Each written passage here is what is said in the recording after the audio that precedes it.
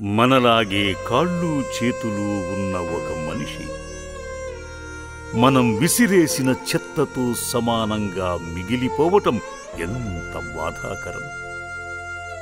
మతి స్థిమితం కోల్పోయిన ఈ మనిషిని అమ్మా నాన్న అనాథుల పుణ్యక్షేత్రం అలా చూడలేదు. దయతో దగ్గరకు తీసి ప్రేమతో చేరదీసి తాను అందరిలాంటి మనిషే అని నిరూపించింది.